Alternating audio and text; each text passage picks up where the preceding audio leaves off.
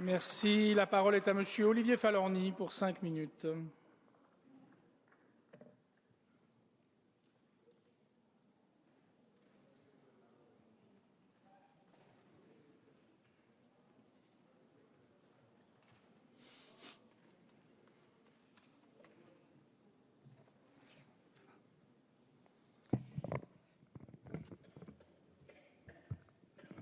Monsieur le Président, Madame la Ministre, Messieurs les rapporteurs, mes chers collègues, nous sommes réunis ce soir pour entamer les discussions autour du projet de loi sur l'enseignement supérieur et la recherche, avec l'ambition affichée de la réussite étudiante dans un système collégial.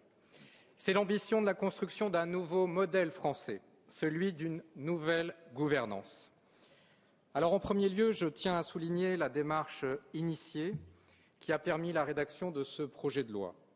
Véritable concertation et lieu d'échange, les assises de l'enseignement supérieur et de la recherche, qui ont réuni pendant plusieurs mois l'ensemble des forces vives du pays, ont permis de faire émerger des propositions alors traduites dans ce texte qui nous est présenté. Je tiens aussi à souligner l'excellente relation que nous avons eue, Madame la Ministre, avec votre cabinet. Je ne reviendrai pas sur l'article 2 de votre projet de loi, ni même sur l'orientation et la réorientation des étudiants. Je ne reviendrai pas non plus sur l'organisation des stages, et ni même sur le statut des enseignants-chercheurs et doctorants. Mon collègue Thierry Braillard l'a fait brillamment tout à l'heure. En revanche, je voudrais revenir sur la série d'articles qui instituent la nouvelle gouvernance des universités. Alors que la loi LRU a clairement institué un pouvoir présidentiel fort, qui découle essentiellement du mode de désignation et de la réduction du nombre de membres du conseil d'administration, qui prive une grande partie de la communauté universitaire de représentation, le projet de loi ESR propose, à l'inverse, d'augmenter la taille du conseil d'administration élargi à des personnalités extérieures. Elles le seront au nombre de 8 et elles participeront à l'élection du président, changement majeur et hautement symbolique. L'augmentation des effectifs du conseil d'administration devrait permettre une représentation plus équilibrée des différentes catégories qui le composent, la réduction de l'avantage apporté par une prime majoritaire qui écrasait les minorités au sein de chaque corps devrait faciliter la construction de communautés universitaires soudées au service d'intérêts communs et devrait enfin assurer la continuité de la vie démocratique dans les établissements.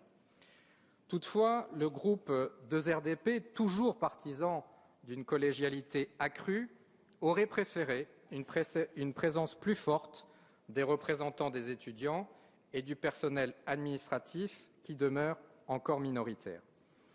L'article 27 propose quant à lui d'instaurer, parallèlement au conseil d'administration, un conseil académique regroupant les commissions formation et recherche, doté d'attributions en matière de recrutement et suivi de carrière des enseignants-chercheurs. Je crois que votre objectif affiché, Madame la Ministre, rendre la gouvernance des universités plus démocratique, est atteint dans ce texte.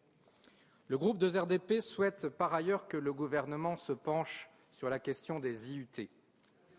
À ce titre, nous avons déposé 3 amendements aux articles 18 et 28. Les IUT sont véritablement des acteurs du développement économique des territoires et de l'ascension sociale. Pour éviter une trop grande intégration des bacheliers technologiques en IUT et anticiper une logique de quotas, nous souhaitons que l'accès aux IUT des titulaires d'un baccalauréat technologique fasse l'objet d'une proposition élaborée par le Conseil de l'Institut, concertée avec le recteur et inscrite dans le contrat d'objectifs et de moyens conclu entre l'IUT et l'université.